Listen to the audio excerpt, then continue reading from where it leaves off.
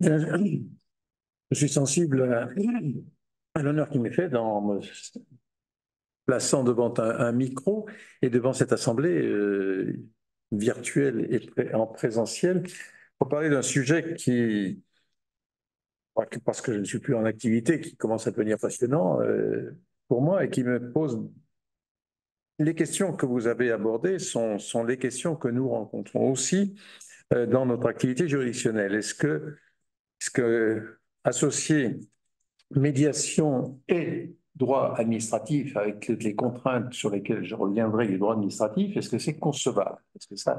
Alors, il faut dire que les juges administratifs ne se sont pas tellement posés de problèmes sur ces questions de procédures non juridictionnelles de résolution des conflits. Même, il y a tout un long mouvement pour développer les modes alternatifs de règlement des conflits, les marques pour parler simple. Et donc, longtemps, sans se poser de questions philosophiques, on a fait de la conciliation, disons, sans en avoir conscience et sans le vouloir, sans que ça nous pose de problème.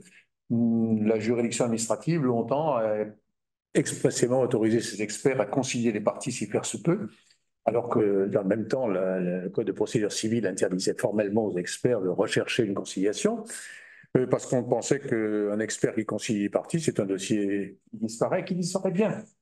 C'est pas une question de paresse du juge, c'est un dossier.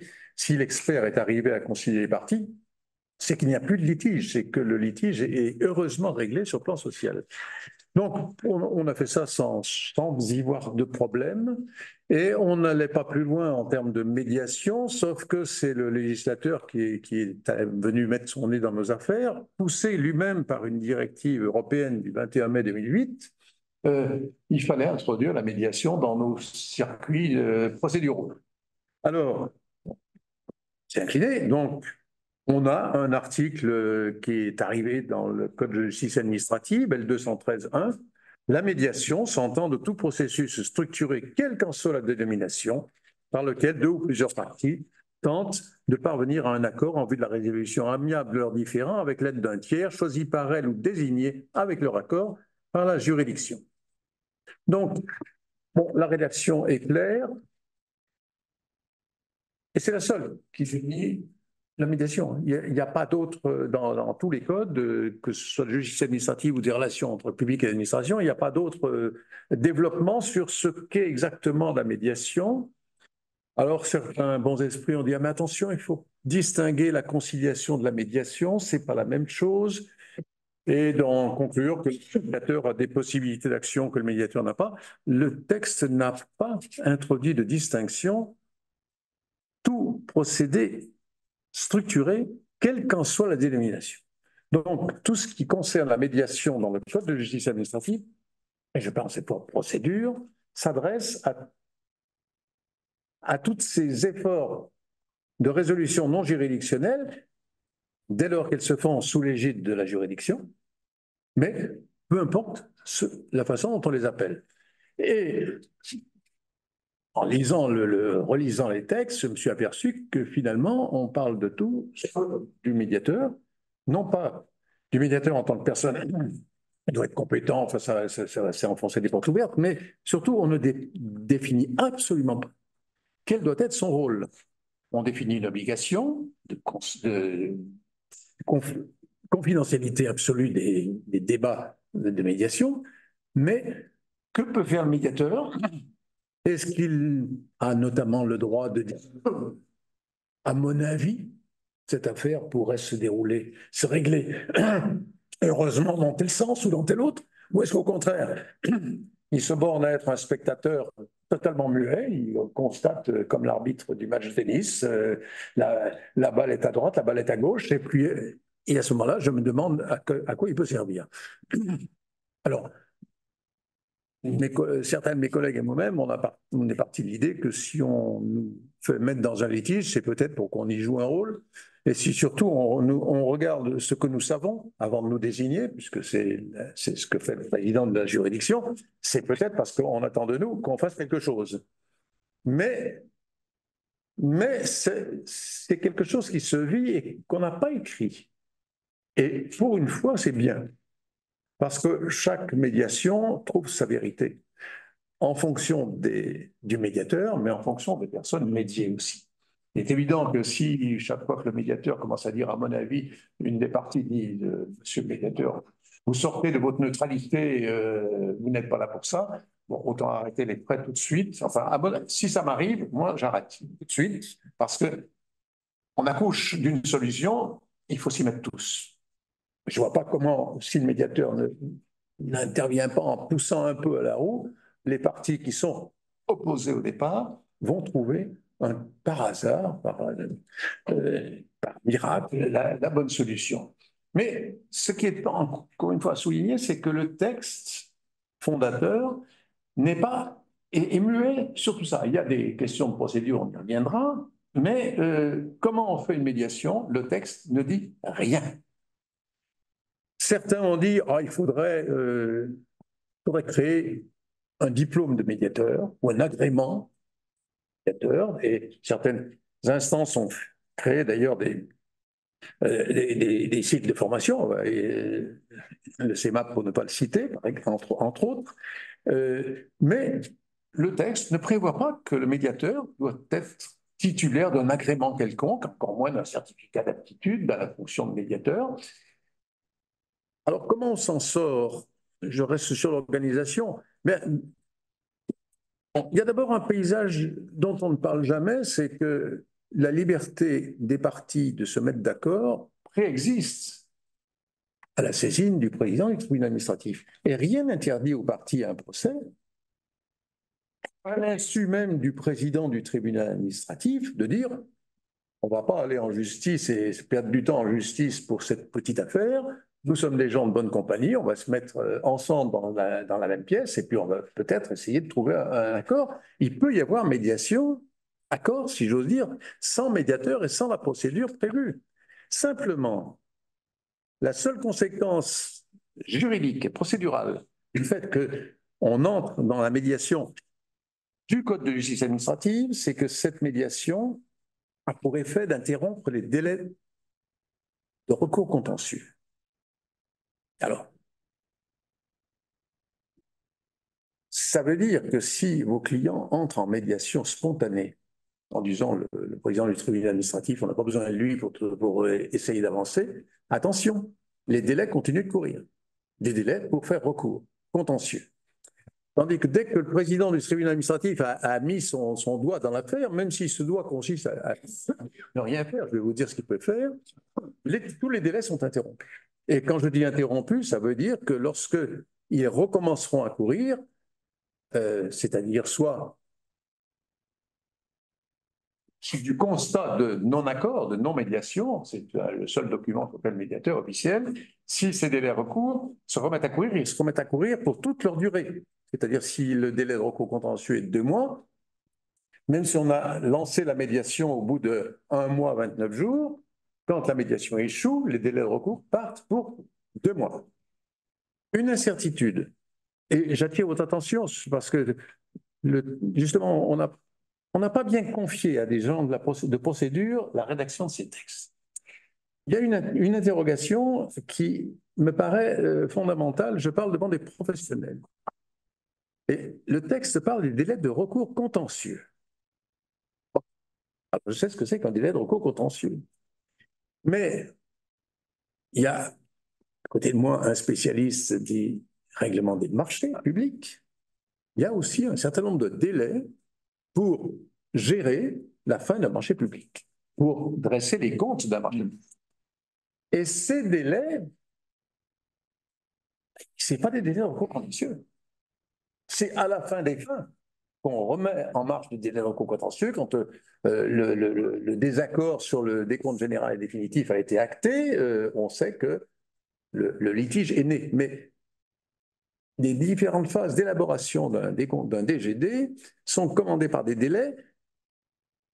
Ce n'est pas des délais de recours contentieux. Donc, il faut suivre le texte à la lettre, et je crois qu'en procédure, il faut suivre le texte à la lettre. Il faut se dire que si on est dans un processus de médiation, il n'est pas du tout sûr que ce processus interrompt les délais donnés à l'entrepreneur pour contester le projet de DGD que lui a envoyé le maître d'ouvrage, etc. Alors, tout ce que je peux vous dire, c'est prudence. Je ne connais pas de jurisprudence qui ait tranché cette passionnante question, mais tout ce que je sais, c'est que la question se pose. Alors, Oui, il y a une question supplémentaire, parce que la médiation en matière civile ou commerciale euh, met en place, j'allais dire oppose, parce que j'ai fait un petit peu de contentieux dans mon parcours, mais deux parties ou plusieurs, mais en tout cas elles sont toutes égales. Et la médiation en matière administrative a une particularité, c'est qu'à partir du moment où elle est déclenchée, elle fait intervenir quelqu'un qu'on ne voit pas forcément et qui est l'ordre public et la légalité. Et à partir du moment où on va, normalement, cette médiation prend place dans un contrat qui n'est pas un contrat civil ou commercial, c'est plutôt un contrat qui met au moins une partie publique dans le paysage. Et à partir du moment où cette partie publique est là, eh bien, on va avoir une influence particulière du principe de l'égalité. Et ce principe de l'égalité, est-ce que c'est une troisième partie? Ça pose aussi une question, si on fait un tour de piste, je ne suis pas certain que tout le monde ait été confronté aux questions de droit administratif et aux questions de droit public et de légalité, de ce qu'on peut faire, de ce qu'on ne peut pas faire, ce qu'on ne doit pas faire. Et est-ce que ça pose une question sur la formation du médiateur et puis un module supplémentaire de droit public au CNAP? Et après ça, ça pose une troisième question à la fin de la médiation, qui est qu'est-ce qu'on fait quand la société X et la personne publique Y sont parvenus, avec l'aide d'un médiateur, à régler leurs différends. Alors, est-ce que c'était un différend sur une question de légalité? Est-ce que c'était un différend sur une question de quantum? Mais en tout cas, il y a un moment où est-ce que ça doit être validé d'une manière particulière, validé à l'intérieur de la collectivité? Et puis, dernière question, est-ce que ça doit être homologué? Est-ce qu'on doit revenir devant le juge qui a désigné le médiateur, puisque c'est de là qu'on part, pour venir dire au juge, mettre le dernier coup de tampon sur vous n'avez pas fait de monstruosité au regard du principe de l'égalité, au regard de questions d'ordre public, et donc je suis OK pour valider cette médiation. Et ça, ce sont des questions qui se posent d'une manière assez régulière. Donc l'égalité, et puis dans les différents temps de la médiation. alors là, on a quand même quelques réponses. C'est sur le problème de médiation et l'égalité. Il y a en réalité il y a deux questions. Je vous propose de voir l'une derrière l'autre. Est-ce que d'abord, la médiation est concevable dans du contentieux de l'égalité? Un seul mot, l'égalité. On dit dans le recours pour excès de pouvoir. Imaginez un litige entre un maire et un de ses salariés, une affaire disciplinaire, sais-je encore. Est-ce qu'au lieu de bondir au tribunal, il est possible de dire, on demande un médiateur qui va essayer de mettre les parties d'accord sur cette sanction disciplinaire bon, ça c'est une première question, parce que la première lecture consiste à dire, pas question.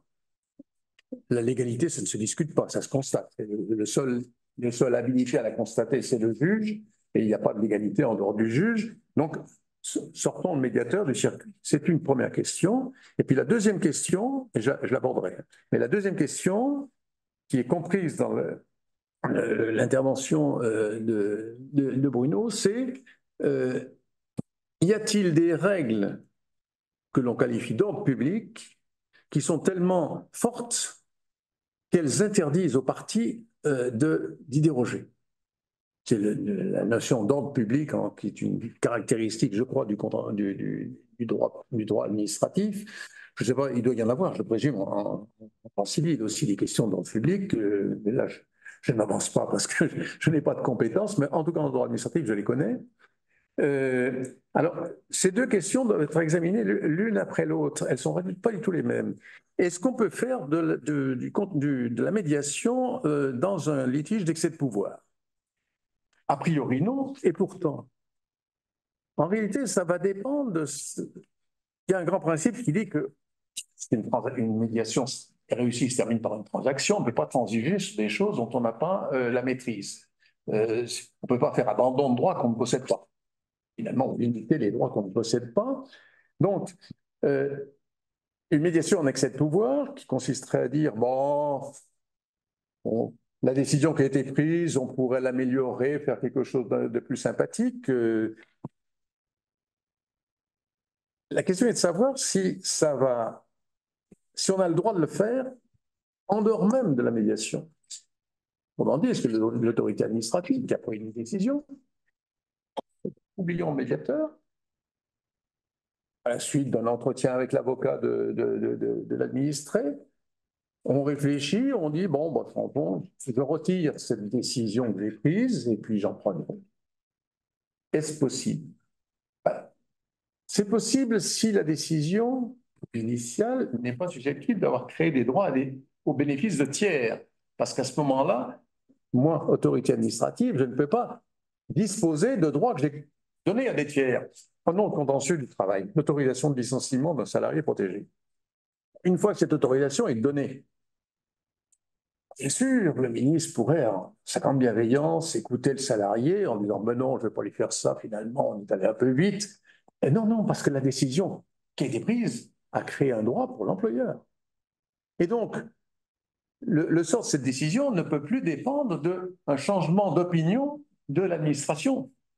Alors, il n'y a plus que le juge qui peut revenir dessus, parce que lui, il ne peut pas se voir opposer des droits créés au bénéfice d'autres, mais l'autorité administrative est dessaisie de son pouvoir sur la décision parce que cette décision a créé des droits pour des tiers. D'où la possibilité de faire de la médiation en excès de pouvoir toutes les fois qu'on a affaire à une décision dont la modification n'est pas susceptible de léser des tiers. Mais léser, qu'est-ce que ça veut dire? Léser au sens du contentieux de l'excès de pouvoir.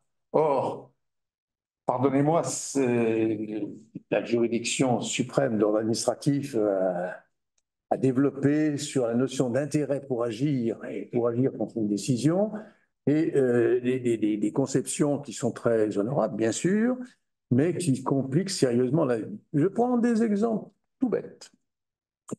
Vous avez un gamin qui, en classe, dans un CES, mène une vie épouvantable. Les parents des autres enfants disent, et même les enseignants disent, ça ne suffit pas, il faut faire quelque chose. Il faut sanctionner ce gamin. Bon. Alors, le débat sur la sanction a lieu. On prend une sanction modique, comme un peu analogue à ce qui en pénal s'appellerait un rappel à la loi. C'est-à-dire, on frotte ses oreilles au gamin avec ses parents en disant, écoute, c'est pas bien ce que tu fais, ne recommence pas, etc. Une observation, c'est pas encore une sanction. Eh bien, il a été jugé que les enseignants ne disposent pas du droit de contester dans un contentieux d'excès de pouvoir le refus du proviseur d'infliger une sanction à un gamin qui trouble le bon ordre de...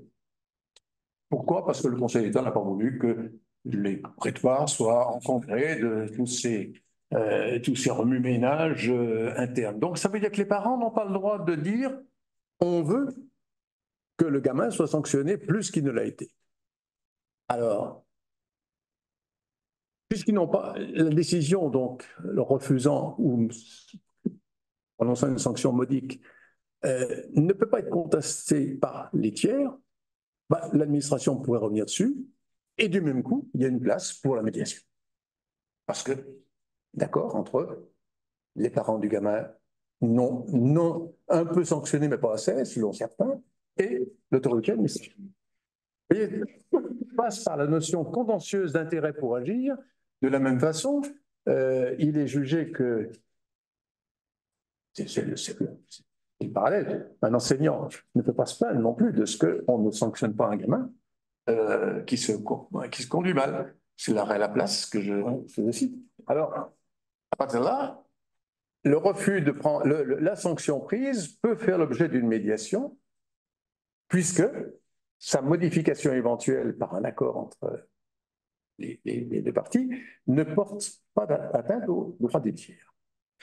Ce qui pourrait permettre de gérer alors la légalité dans le paysage commercial traditionnel, même si on est tous allés à l'école et qu'on peut avoir ce genre de configuration, c'est plutôt des autorisations pour réaliser un projet, type permis de construire ou type autorisation d'installation classée.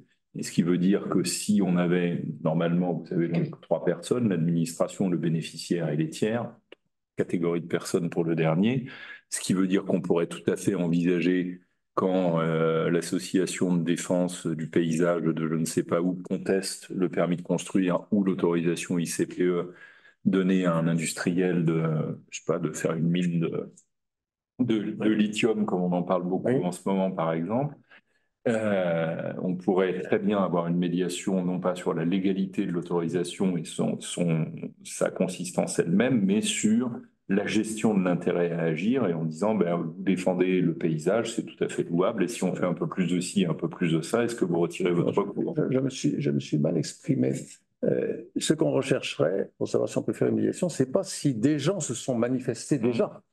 C'est si, dans l'absolu, il existe des gens qui pourraient. Donc, je reviens sur votre exemple. On a donné une autorisation du côté de l'Auvergne de faire celle-là ou une autre, d'exploiter une mine de lithium. Pour l'instant, personne n'a bronché. Bon, dire, bah, dans ce cas-là, on peut en modifier le périmètre. Mais non, parce que enfin, oui, non, parce que cette association a un intérêt.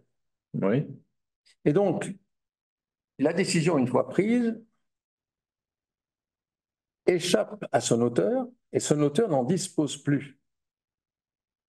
Parce que s'il en disposait, ben, ça serait trop facile. Je prends une décision qui va dans le sens des acteurs et des associations de défense, et puis après, sur le terrain de la médiation, autorité administrative, me mets d'accord avec le futur exploitant pour modifier, au titre de la médiation, d'un arrangement, modifier dans le sens favorable à l'exploitant le contenu de l'autorisation que j'ai délivrée. Oui, mais aux associations.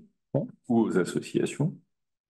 Parce qu'il arrive parfois que... Mais justement, parce que là, du moment... Enfin, l'autorité administrative ne peut pas recourir à une médiation si elle ne dispose plus du droit de modifier la décision qu'elle a prise. Alors, dans certains cas, ce droit ne dépend que d'elle. La sanction disciplinaire pour exclusion de l'agent public ne crée aucun droit pour les usagers, ni pour les concurrents de cet agent public. Donc, je peux, là, pour des raisons d'opportunité, parfaitement l'effacer. Mais dès que la décision que j'ai prise a créé des droits pour les tiers, pensez toujours à l'autorisation de licenciement d'un agent, ou le refus d'autorisation de licenciement, qui crée aussi un droit pour le salarié. Mais dès que cette décision a créé un droit pour un tiers, l'autorité administrative n'a plus la disposition de cette décision, et donc elle ne peut plus, elle peut plus médier. Enfin, le texte est formel, mais ça n'est... L'accord ne peut porter atteinte à des droits dont les parties n'ont pas la libre disposition. Alors, les parties à une médiation, c'est celui qui n'est pas content et puis l'autorité administrative. Si chacune des deux n'a pas la libre disposition du droit en cause, il n'y a pas de médiation possible. La seule voie est contentieuse, avec d'autres questions.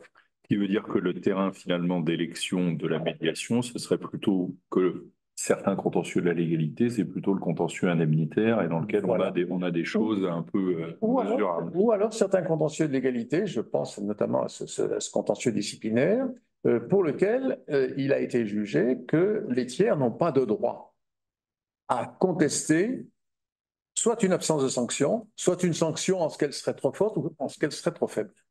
C'est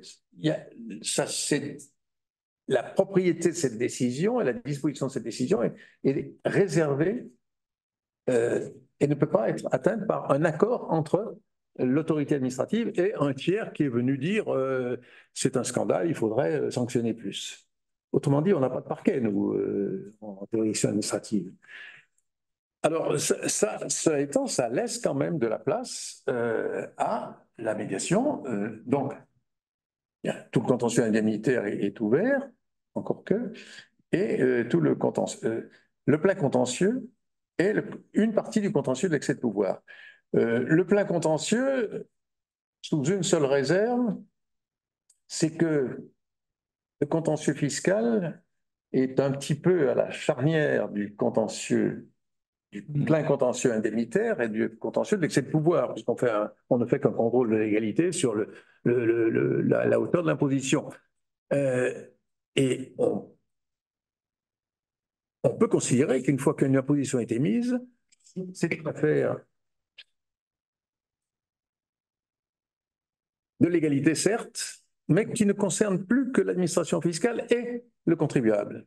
Donc, après tout, réserve faite des interventions dans les médias sur le cadeau fiscal qui pourrait être fait à Pierre ou à Paul, mais l'imposition peut parfaitement se prêter à un processus de conciliation, puisque l'imposition ne crée pas de droit pour qui que ce soit, sauf pour celui qui l'a subi. Alors, politiquement, c'est une autre affaire, et puis, pour se médier et pour se concilier, il faut être deux. L'administration fiscale, sauf dans certaines parties de cette commission, est très fermée à toute idée de négociation sur le niveau d'un impôt qui se déduit simplement de la coexistence d'un code général des impôts et d'une situation de fait et de droit d'un contribuable. Une fois qu'on a trouvé qu'on a mis l'un en face de l'autre, bah, il ne semble plus que l'impôt dû est temps. Alors, les pénalités peuvent se concilier, transiger, et là, il y a un espace ouvert, mais parce qu'aucun tiers ne peut se prévaloir d'un droit attaché à cette décision administrative qui est la feuille d'impôt. Alors, donc, il ne faut pas dire que l'excès de pouvoir est fermé à la médiation, et d'ailleurs, j'ai l'exemple contraire, c'est qu'un décret qui vient d'être modifié, mais qui est toujours là, a prévu une médiation obligatoire pour le contentieux de l'excès de pouvoir concernant des agents des collectivités territoriales. Et ça vient d'être étendu à des agents de l'éducation nationale, si je me souviens bien, des agents de l'État. Et bon, on a modulé un peu le champ d'application, mais enfin, on a bien, pour alléger la tâche des tribunaux administratifs, on a prévu une médiation obligatoire. Ce qui me paraît, moi, un oxymore. Enfin, c'est pas possible. Se médier, c'est être d'accord pour rechercher une solution. Dès lors qu'on me dit tu es obligé de te mettre d'accord, il n'y aura pas d'accord. C'est quelque chose qui me gêne là-dedans. Je vous parle très librement. Mais en tout cas, le gouvernement a, par décret, parfaitement admis qu'on puisse faire de la médiation en excès de pouvoir, puisqu'il l'a rendu obligatoire dans certaines hypothèses. Alors, ce qui est obligatoire, c'est de recourir à la médiation. Voilà. Et ce n'est pas obligatoire de se mettre d'accord. Voilà. Alors, c'est encore plus compliqué que ça et c'est assez éloigné, je pense, que de la médiation vue par la fenêtre du CMAP, parce que on vient d'indiquer aux collectivités locales ou aux agents des collectivités locales qui ne sont pas d'accord, enfin, je pense que ça peut marcher dans les deux sens, mais qu'il y avait une médiation obligatoire en matière de ressources humaines des personnes publiques et que cette médiation préalable était organisée en plus par les centres de gestion de la fonction publique territoriale dont les collectivités sont membres. Donc on est vraiment en plein dans l'entre-soi qui est, je dirais, assez éloigné de la médiation qu'on peut avoir lorsqu'une entreprise discute avec un donneur d'ordre public, pardon, de l'atterrissage de l'exécution d'un contrat et où là, on va aller rechercher un médiateur qui est à la fois extérieur, enfin le même médiateur que celui qui est désigné, formé et désigné, formé au CMAP et désigné ensuite, c'est-à-dire qu'il est indépendant, qu'il est neutre et qu'il est complètement à l'extérieur des parties, et c'est pour ça qu'on vient de voir. C'est vraiment des hypothèses de médiation obligatoire qui sont assez particulières au monde public. Je ne cache pas que j'ai les plus grandes réserves à l'égard de ce texte. Et à mon avis, ça va pas marcher. Je crois que le Conseil d'État, de son côté, dans un rapport récent, a eu une opinion assez mitigée sur ce système qui est, je redis le mot, c'est un oxymore. On ne peut pas imposer une médiation, la médiation par essence. C'est-à-dire un accord spontané, un accord volontaire suppose la volonté de tomber d'accord. Et c'est pas possible de dire je vous oblige. Et en plus, désigner le médiateur en plus dans ce système, puisqu'on n'a pas le choix, c'est le centre de gestion de la fonction publique territoriale. Bon, moi, dès que je contacte pour lui demander si je fais une médiation, je commence à vérifier si je n'ai pas eu avec l'une des parties des relations d'affaires ou juridiques pour être sûr que je suis complètement indépendant. Et puis si je ne le fais pas, les parties se chargeront de le faire. Je ne conçois pas qu'on se présente dans ces affaires qui ont parfois un gros enjeu en disant, ben, vous savez, dans un passé récent, j'ai travaillé chez un tel, ou j'ai travaillé. Bon, le Conseil d'État vient de sortir une décision que je trouve un petit peu curieuse, puisqu'il admet parfaitement qu'on puisse mettre dans une formation de jugement un magistrat qui, 2 ans après, avait des fonctions importantes dans la collectivité. Oui, mais c'était à Marseille. Oui, c'est le droit au sud du 45e parallèle. Absolument. Bon, Alors justement, Monsieur Chabanel, en pratique, comment les juridictions, tribunal administratif et cour d'appel ont réagi à cette possibilité de mettre en place la médiation? Est-ce que les magistrats se sont mis en ordre de marche pour proposer la médiation? Alors, bon, les présidents ont fait leur devoir, si j'ose dire, et ils ont. Là, on tombe sur des problèmes qui n'ont pas été, à ma connaissance, formalisés. Chaque président, dans son rapport annuel, dit ben voilà, j'ai pu recourir à la médiation, j'ai trouvé des médiateurs ou je n'ai pas trouvé de médiateur. Alors après, on habille ça comme on peut, c'est malgré mes efforts, je n'ai pas réussi à convaincre les parties, les collectivités d'eux, etc. Je connais un peu le métier et je connais aussi la façon de répondre quand on a fait le boulot sans qu'on ait pu le faire. Non, il n'y a pas eu, pour les magistrats en activité, ça n'a pas été le soulagement, ça n'a pas été vive la médiation. D'abord, à ma connaissance, ils n'ont pas eu leur place dans les équipes de médiation. Je ne connais pas de président de TA qui est désigné qui est convaincu un de ses conseillers, un de ses magistrats, d'accepter médiation dans des affaires concernant relevant de la compétence de la juridiction. Personnellement, j'aurais tendance à dire qu'il vaut mieux éviter. Bon, en matière d'indépendance et d'impartialité, comme vous le savez, c'est le principe d'apparence qui est encore plus fort que la réalité. Donc, ne faisons jamais des choses qui pourraient donner à penser que.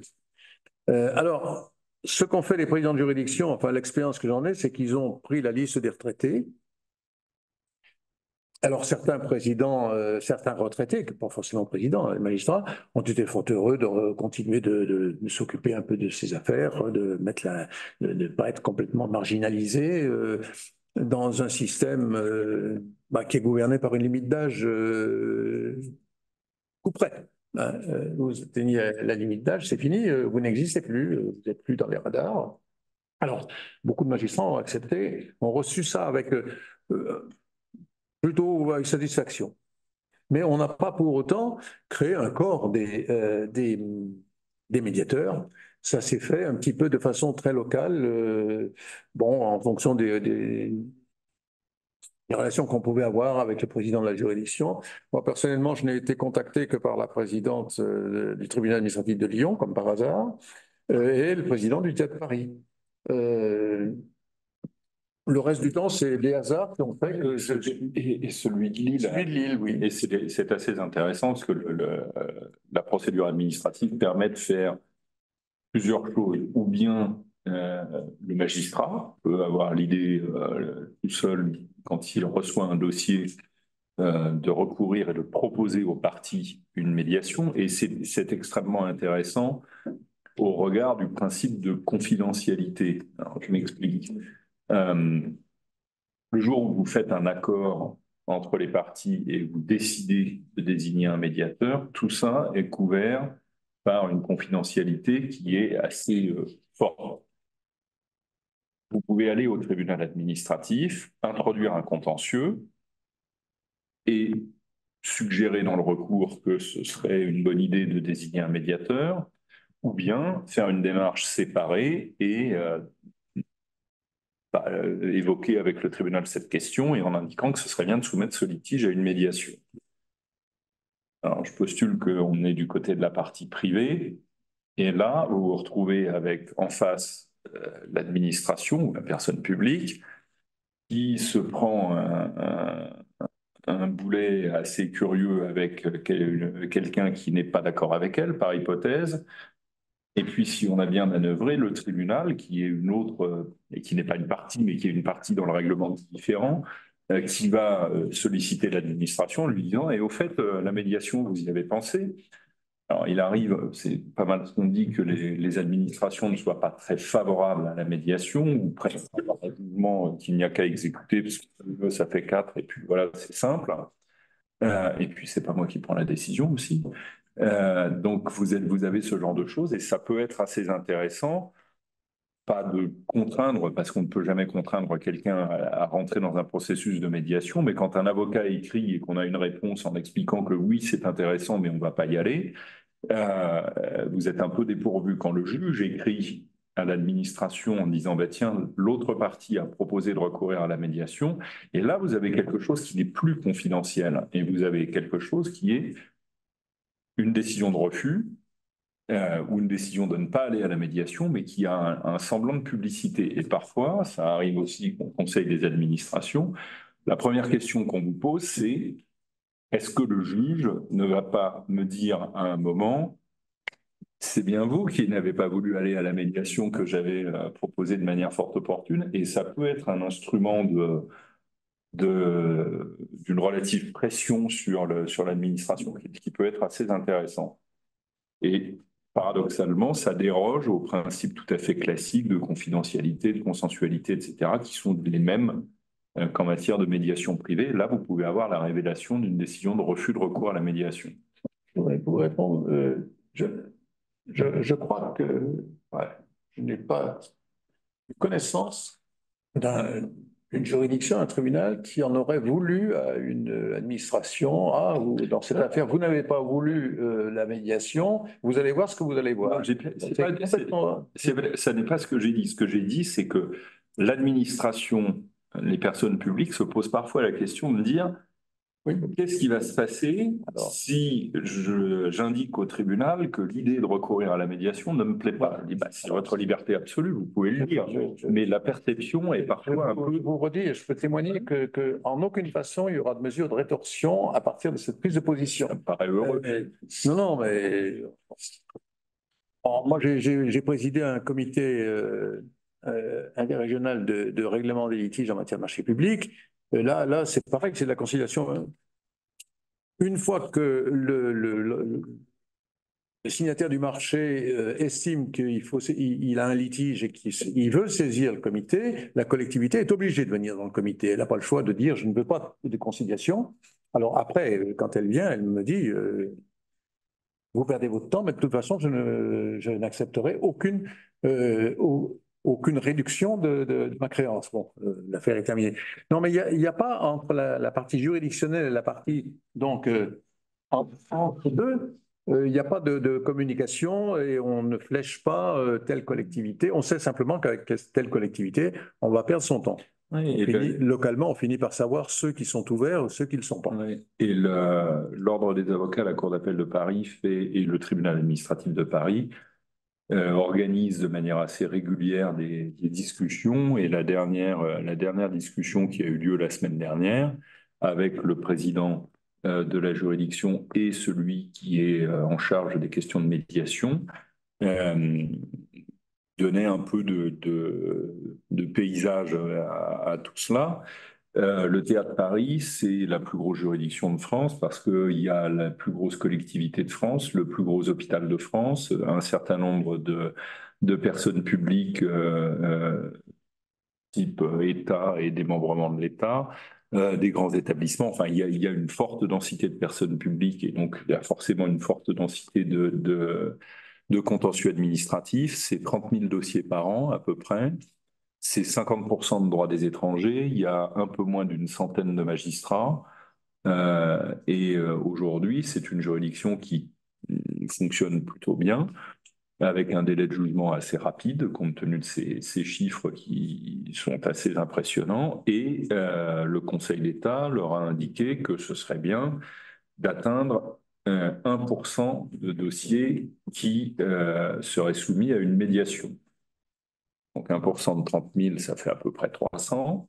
Le Théâtre Paris rend bon an, mal an, 1200 ordonnances de référé dans des conditions d'urgence fortes, donc une centaine de décisions par mois. Donc on est en train de parler avec un système de permanence très, très astreignant pour la juridiction. Et vous avez donc une centaine d'affaires seulement qui passent par le circuit de la médiation. Une cinquantaine sont des affaires avec la caisse d'allocation familiale et le reste, c'est ce dont on est en train de parler, c'est-à-dire 50 dossiers sur 15 000 si vous prenez les dossiers sans le contentieux des étrangers, 50 dossiers sur 30 000.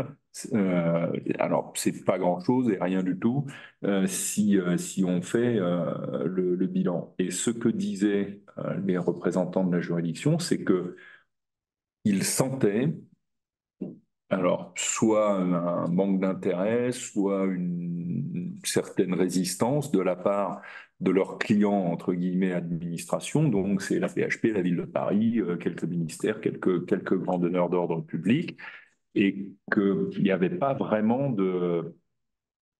d'appétit pour la médiation du côté des personnes. Comme vous le disiez tout à l'heure, il faut être deux pour bien danser le tango, comme disent les Anglais. Et pourquoi est-ce que l'administration à la fois nous fait de très jolis textes en disant ce serait bien de promouvoir la médiation dans le contentieux administratif, et puis finalement, quand on la met en situation d'y participer, est pas très confortable. Bon, je ne peux pas me mettre à la place de l'administration. J'ai souffert et je continue de souffrir de résistance que je ne comprends pas à la recherche d'un accord. Alors après, je me suis interrogé sur les raisons et on va en parler, si vous voulez bien. Mais sur la question de l'ordre public, il y a un deuxième point que je veux traiter quand même qui est important, c'est que vous parliez de médiation avec ses pouvoirs, mais il y a un autre aspect qui joue, alors cette fois dans toutes les opérations de médiation, et c'est de la responsabilité du médiateur de veiller à cela. Nous avons en droit administratif des questions sur lesquelles il est impossible, interdit formellement de transiger. C'est parfois la loi qui l'a écrit. Par exemple, les intérêts de retard en matière contractuelle ne peuvent pas faire l'objet d'une transaction. Et la loi dit que toute convention qui méconnaîtrait cette règle serait réputée nulle. Alors, le médiateur, il est là aussi, et surtout là, pour empêcher les parties de passer ces barrières de sécurité qui sont celles du droit public. Au bout de la médiation, il y a une transaction. Une transaction, quelle que soit la volonté des parties, ne peut pas contenir quelque chose qui aboutisse à exonérer ou à réduire le montant des intérêts de retard en matière contractuelle.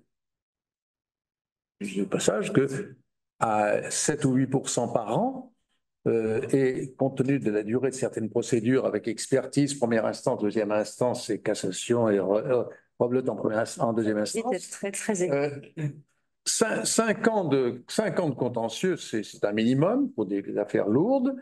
5 fois 8, 40, ça fait 40% du principal qui se rajoute sous forme d'intérêt non négociable, non transigeable. Et c'est le seul moment où le médiateur est obligé de pointer le bout de son nez, mais avec fermeté, et dire aux parties, non, ne parlons pas des intérêts, vous n'avez pas le droit. Vous n'avez pas le droit de le faire, et si vous le faisiez, ça tomberait automatiquement après. Alors, il y a quelques éléments d'ordre public, alors là, c'est la loi qui le veut, mais vous connaissez... je pense que la jurisprudence Mergui n'est pas un mystère. Les règles applicables aux contrats administratifs, même quand ce n'est pas écrit. Voilà, Mergui, on ne doit pas condamner une personne publique à payer la somme qu'elle ne doit pas. Certains qui ont mal compris cette règle disent il faut revérifier au centime près que la collectivité, même à travers une transaction, ne va pas payer plus que ce que l'examen détaillé des factures, etc. Bon, non, c'est pas ça, Mergui. C'est s'il n'y a pas lieu de payer, on ne doit pas condamner. Autrement dit, je ne peux pas condamner La ville de Lyon a payé quelque chose en raison de l'état de la voirie, puisque la voirie n'est pas dans la compétence de la ville, c'est dans la compétence de la métropole. Donc, il y a erreur sur la personne. Donc, si je condamnais la ville de Lyon, même je laissais condamner par une transaction, la ville de Lyon a payé une indemnité à raison de l'état de la voirie, c'est pas possible. Donc, on enfreindrait une règle d'ordre public. De la même façon, s'il n'y a pas engagement de responsabilité, évidemment, on ne doit pas payer. Il faut une cause. Donc là aussi, on se tomberait sous Mergui si le paiement était simplement une mesure de bienveillance sans aucun fondement juridique. Mais Mergui n'a jamais obligé le juge et les parties à descendre, à descendre dans des factures au centime près pour être sûr que c'est bien 10 centimes et pas 11 centimes. Mais en tout cas, le médiateur est là pour veiller à ce que les parties, dans la générosité d'une opération de transaction, ne méconnaissent pas ces mesures d'ordre public, parce que ça serait un drame. Vous imaginez la transaction conclue avec tout le décorum nécessaire, et puis à l'arrivée, vous avez un comptable qui dit « Ah, pardon, moi je refuse de payer. » On ne peut pas exécuter. Je refuse de payer, parce que votre transaction, elle méconnaît l'ordre public. Tout le monde est content. Donc, la responsabilité du médiateur, elle est d'abord là. Et là, c'est le moment où il est en droit de dire « je vous interdis ».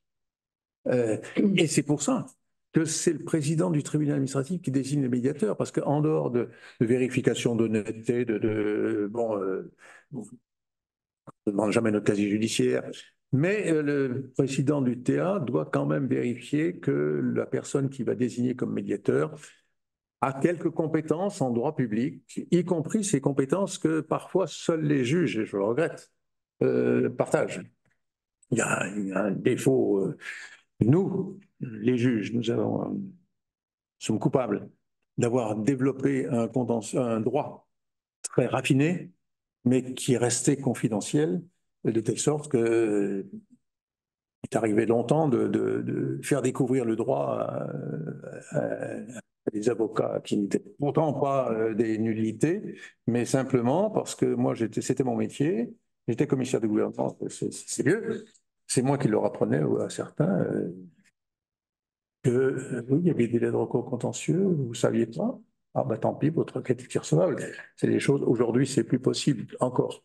Pour l'édition individuelle, c'est plus possible, plus pensable. Mais je revendique la responsabilité de l'État de méconnaissance des règles du contentieux administratif. J'ai essayé de les diffuser tant que je peux, c'est pourquoi je suis devant vous aujourd'hui. Mais il faut savoir, et il faut que le président, il n'a pas à vérifier s'il a affaire à un docteur en droit ou si c'est un docteur en sciences physiques, mais il a à vérifier que ce médiateur qu'il va choisir, indépendamment des qualités humaines qu'il est censé connaître, a bien la compétence juridique lui permettant de dire l'itinéraire au parti, vous le choisissez comme vous voulez, mais les barrières de sécurité, vous ne pouvez pas les franchir et je suis là pour vous le rappeler. Monsieur Chabanol, vous pensez qu'un médiateur en contentieux administratif doit avoir une spécialisation en droit public, en tout cas une connaissance affinée du droit public? Je n'ai pas dit une spécialisation, j'ai dit une connaissance. Une connaissance. Alors, c'est pour ça que, oui. Excusez-moi, mais suivant la plus grande pente, les présidents de TA, à ma connaissance, s'adressent surtout à des collègues anciens. C'est le cas. C'est le cas Chloé actuellement. Pardon? Il y a quelqu'un qui n'a pas coupé son micro. Attention. Ou qui a quelque chose à dire. Oui, il y a quelque chose à dire, mais on va le laisser s'exprimer. Et vous, en tant qu'utilisateur, Bruno, vous demandez à ce que le médiateur ait cette compétence, cette connaissance du droit public. Vous avez votre mot à dire au moment de la désignation d'un médiateur? Aujourd'hui, oui, alors on a toujours son mot à dire parce que, comme le disait Daniel, se faire imposer un médiateur, c'est un petit peu contre-intuitif ou impossible. Il suffit de dire non, puis voilà, et ça ne peut pas avoir de conséquences. Les médiations en matière administrative, auxquels j'ai participé et qui se sont conclus avec succès. La seule qui n'est pas allée à un accord, c'était quelqu'un qui avait été, et pourtant c'était un très bon médiateur, qui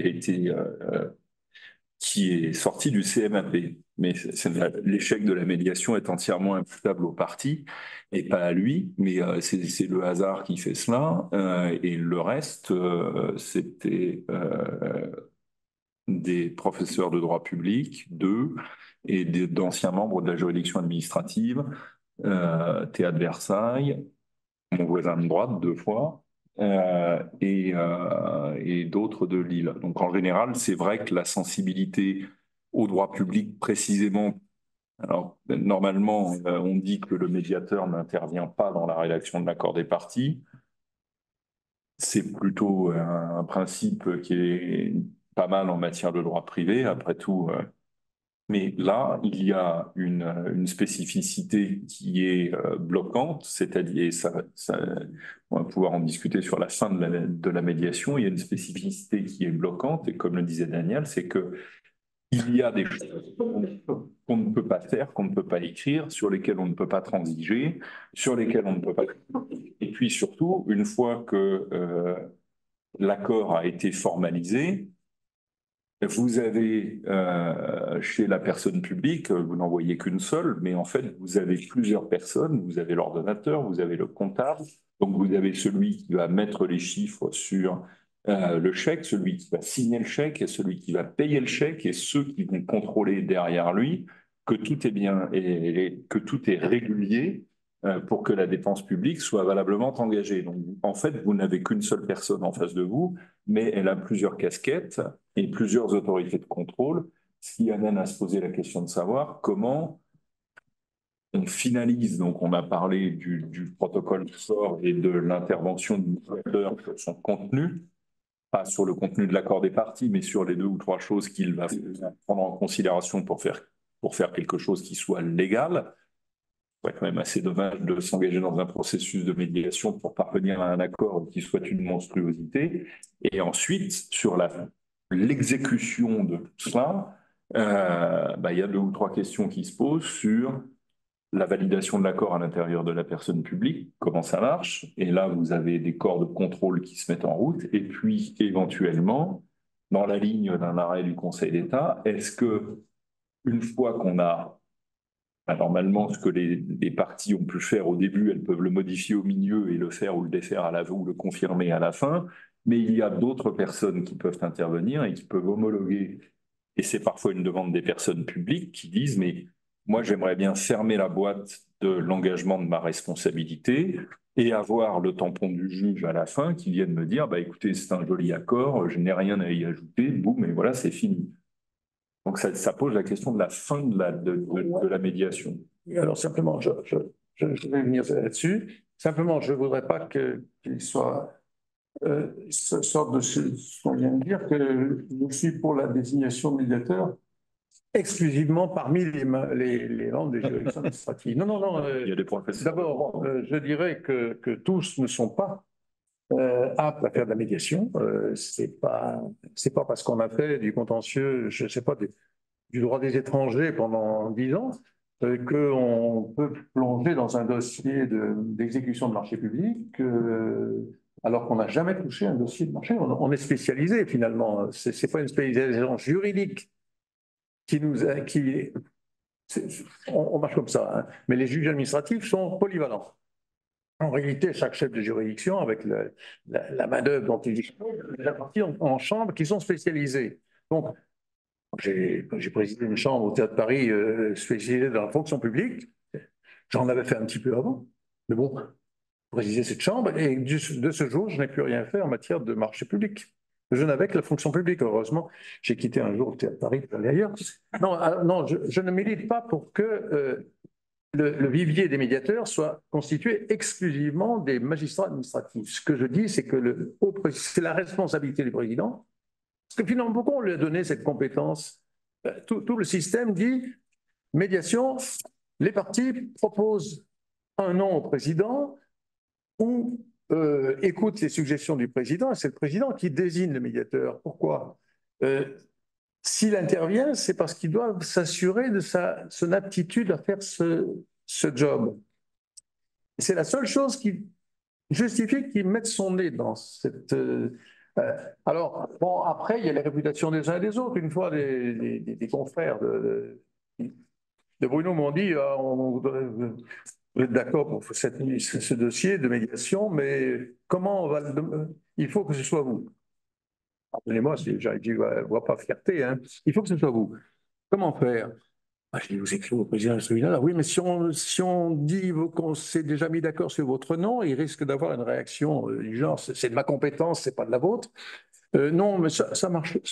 Les partis ont le droit de proposer un nom. Et il n'y a pas de raison que le président, quand on lui donne autant en matière d'expertise, parfois j'ai connu des présidents qui disaient les partis me proposent un expert, si elle le propose, c'est qu'il est douteux, donc j'en choisis un autre. Mais en matière de médiation, je ne connais pas de président qui refuse de donner suite au nom qu'on lui propose, sous réserve, encore une fois, qu'il se soit assuré que ce collègue, qui en général n'est pas choisi dans le ressort. Donc, le président du Théâtre de Paris, quand on lui dit on a trouvé un gars à Lyon, un ancien conseiller d'État qui s'appelle Chabanol, est-ce que vous en voulez? Il faut quand même, on n'a pas de raison de se connaître. Donc, il faut bien qu'il se renseigne en off sur savoir qui est qui. Mais ça, il n'y a pas d'incident. Hein. Mais n'hésitez pas, si vous êtes lancé dans un processus de médiation, au lieu de dire au président, désignez-nous un médiateur, il vaut mieux que vous disiez, voilà. Parce que sinon, ça va rallonger encore la sauce. Si vous dites au président, désignez un médiateur, il faut qu'il vous envoie des propositions, après avoir quand même consulté l'intéressé, et après, il faut encore que les partis répondent en disant, on est d'accord avec cette personne, alors que si l'accord se fait avant, ça roule quand même un peu plus vite, on gagne encore facilement un mois. Merci. Il y a pas mal de questions sur cette opposition. Alors, nous, en médiation privée, on a médiation généraliste, médiation spécialiste, un grand débat qui existe depuis 20 ans. Donc, maintenant, il est transposé dans la sphère publique. Donc, il y a pas mal de questions des médiateurs, et notamment de dire, un des médiateurs qui dit, pour moi, la médiation, alors en droit privé, le médiateur est un expert de la relation, et les experts de la procédure et du droit sont les conseils et les avocats des parties. En clair, dans cette thématique qu'on entend depuis 20 ans, le médiateur, il est là pour accompagner les parties, c'est le spécialiste de la relation, et s'il y a des problématiques juridiques, c'est aux avocats de conseiller leurs parties. Les parties, c'est pas au médiateur de dire le droit. Qu'est-ce que vous en pensez? La question. Et en matière de droit public, j'ai l'impression que c'est une question plus récente en droit public. Je ne l'ai jamais. J'ai quand même toujours veillé. Je ne passe pas de la pommade aux avocats qui sont ici, mais j'ai toujours veillé à ne jamais vexer les avocats participant à une opération de médiation, de jamais leur faire la leçon devant leurs confrères, etc. D'ailleurs, la plupart du temps, il n'y a pas de leçon à faire. Il y a quand même une recherche commune d'une vérité, c'est tout. Donc, je n'ai jamais eu le sentiment de me trouver dans cette position où il faut surtout que je me taise parce que je risque de... Et le droit, la définition, encore une fois, de ces barrières qu'on ne doit pas franchir, aux avocats de se débrouiller. Enfin, non, moi, si un avocat ne veut pas l'avoir, la barrière, moi, j'ai le devoir de dire ça ne marche pas, il y a une barrière. Et pour rejoindre ce que disait Bruno, à l'arrivée de la médiation, quand tout s'est bien passé, on est d'accord. Mais on est d'accord sur quoi? Alors, je sais bien que, notamment civil, la rédaction de la procédure verbale de transaction, ou le protocole de transaction est l'affaire des parties et que le médiateur n'est pas un rédacteur. D'ailleurs, je signale au passage qu'il n'est pas assuré. Hein. Vous êtes assuré. C'est-à-dire que si dans un texte que vous rédigez ou que vous aidez à rédiger, vous laissez passer un truc et que ce truc, plus tard, se révèle désagréable, vous avez une assurance. Le médiateur n'a pas d'assurance. Alors, en droit privé, en médiation privée, maintenant, on demande une assurance au médiateur. Je pense que c'est... Voilà. Mais nous, on n'a pas. Les médiateurs au CMAP doivent justifier d'une assurance en responsabilité. On n'a pas.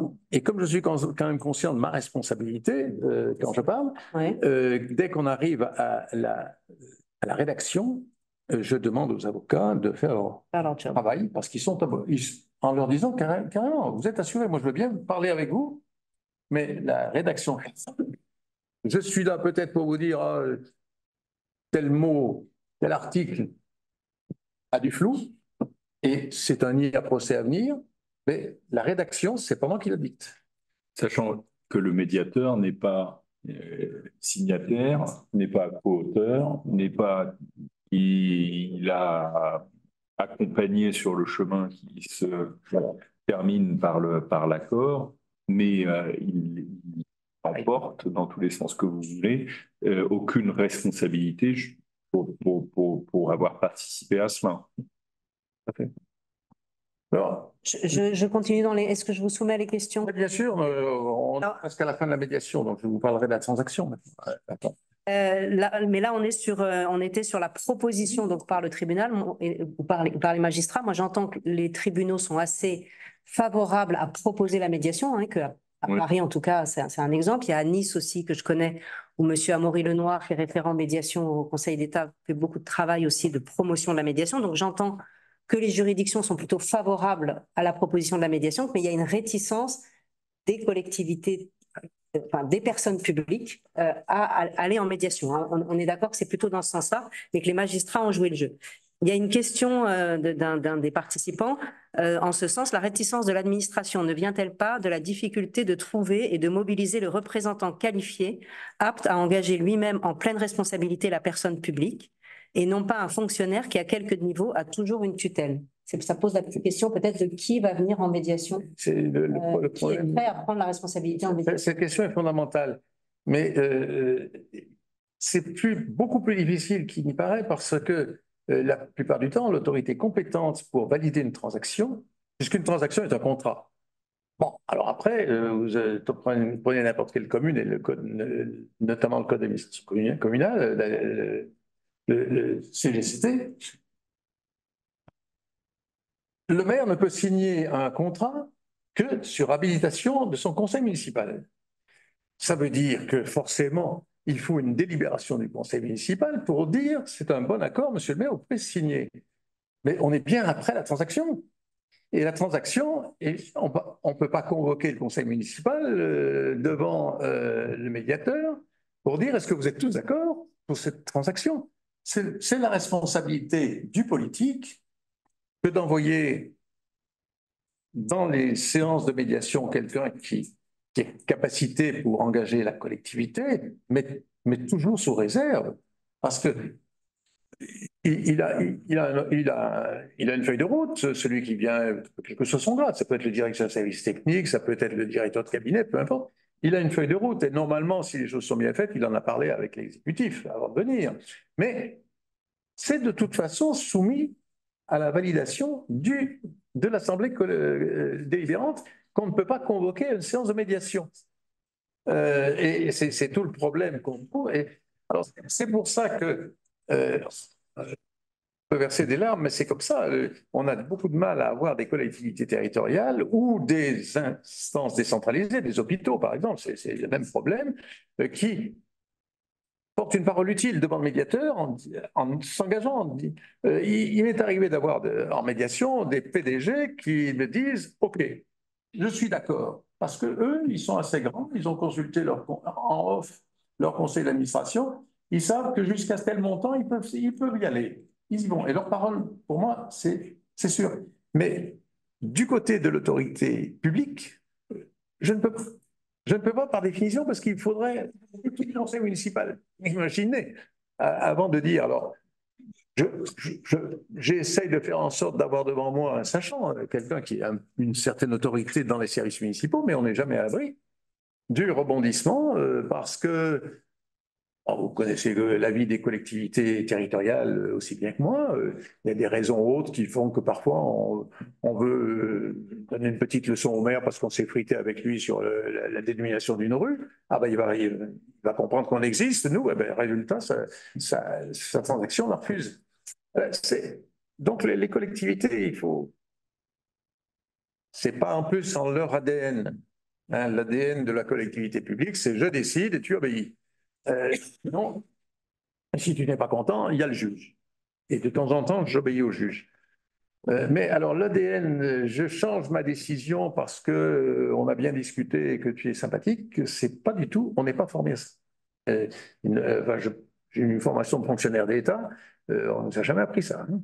On nous a surtout appris que le privilège du préalable, ça consiste pour l'autorité administrative à prendre une décision. Décider, exactement. Voilà. Alors, c'est un problème. Mais alors, allons un peu plus loin parce qu'il faut les comprendre aussi. C'est pour ça que c'est délicat une médiation publique. C'est bien beau d'avoir tous les accords nécessaires sur le plan interne, y compris, euh, y compris donc les élus de l'opposition, enfin le représentement, on a les accords. Mais cette décision, cette délibération, ouais, elle est publique. Il n'y a pas de huis clos. Hein. Donc, tout le monde dans le village, dans la commune, non mais et tout le monde va dire, oh, qu'est-ce que c'est que ça? On donne, la commune donne 500 000 euros à Bouygues. Enfin, je schématise, mais j'ai des oreilles dans mon village. Et vous aussi. Donc, vous avez le rebondissement derrière de politique d'abord des réactions des administrés, mais aussi des réactions qui peuvent être juridiques. Ah, puisque c'est comme ça, cette délibération qui oblige le maire à signer, on l'attaque devant le tribunal administratif. Et alors, on a une délibération et le litige rebondit, puisque devant le TA, la commune va expliquer que c'est un bon accord, qu'elle avait des raisons de signer cet accord, mais qu'elle n'y était pas contrainte.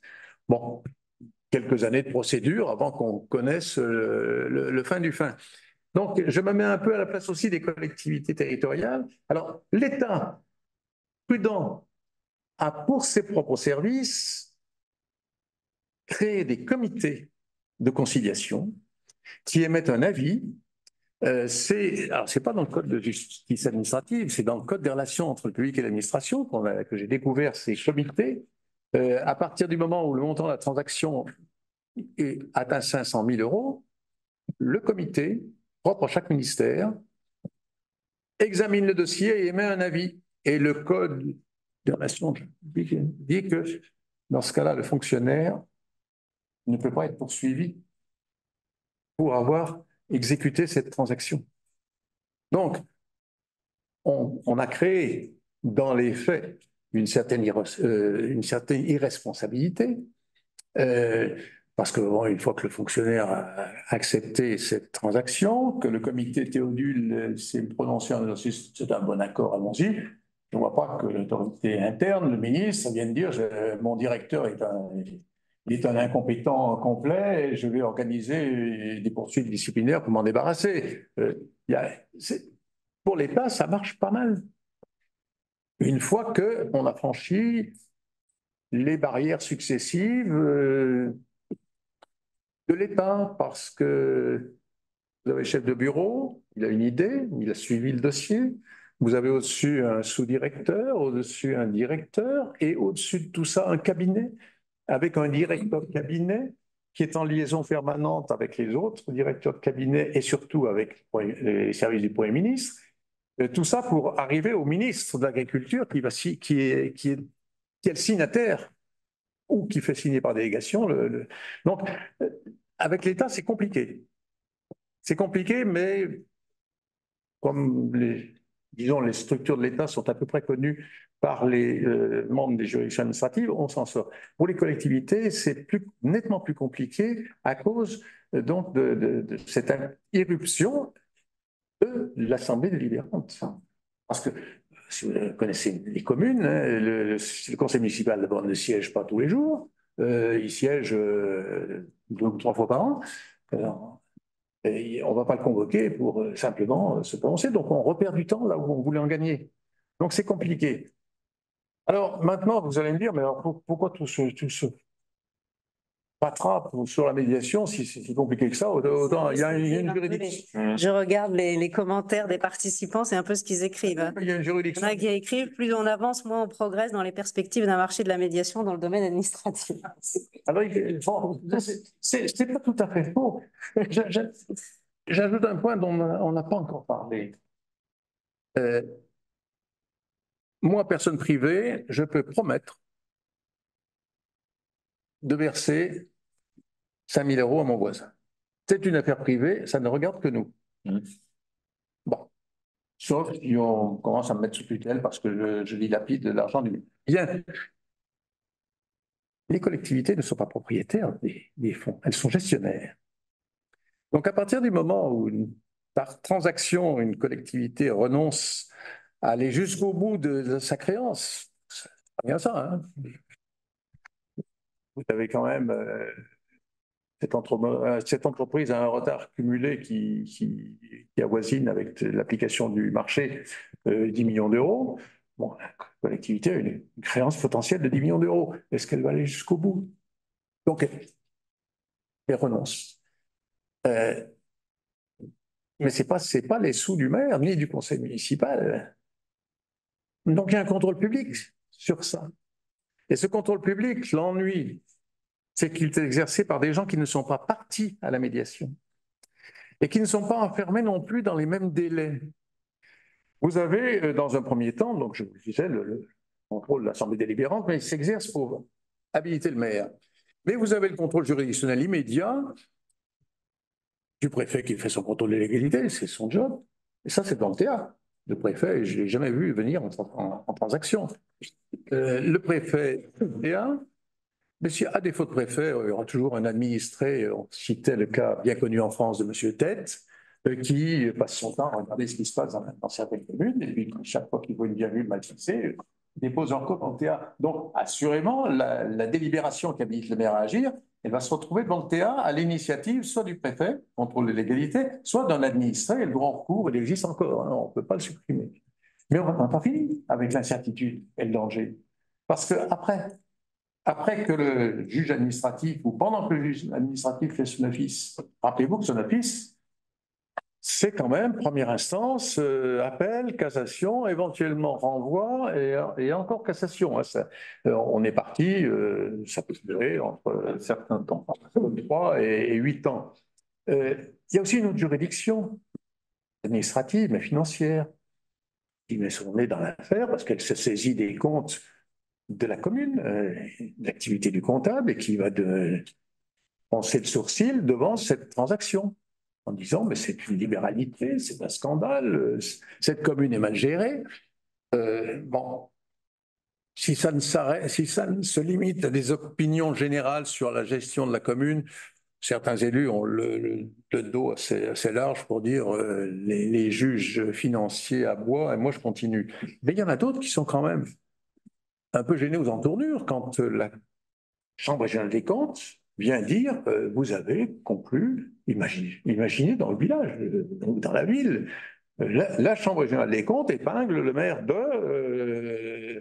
parce qu'il a consenti une transaction qui est une véritable libéralité à des intérêts privés. C'est pas mal hein, comme risque politique que court le maire, il faut comprendre. Et puis vous avez il y en a encore une juridiction qui, elle, est la terreur actuellement, c'est le parquet national financier. Ne me faites pas dire que je regrette l'existence du PNF, c'est salutaire, mais je viens de ne pas réussir une médiation. Alors tout le monde était d'accord, mais tout le monde s'est paralysé de peur du PNF. Pourquoi? Parce que le PNF a commencé dans cette collectivité de faire une descente, mais une vraie descente, hein, un beau matin, à la suite de l'attribution du marché. Donc le PNF est ouvert une procédure préliminaire. Ça a fait du bruit dans le Landerneau, si j'ose dire, même si c'est en Bretagne. Et comme actuellement avec le PNF, on ne sait jamais si l'affaire est close ou si elle est toujours ouverte. Donc, je crois qu'on est arrivé à un accord. Finalement, l'autorité politique responsable n'a pas voulu signer, de peur que ce dossier qui est quelque part dans les placards ne se remette à vivre. Et je me mets à la place de l'élu, c'est pas très agréable de se retrouver embarqué là-dedans.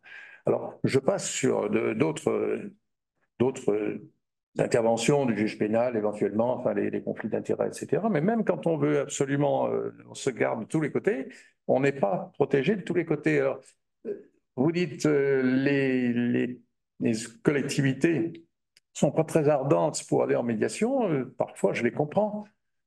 C'est beaucoup plus confortable de se laisser voguer devant le terrain.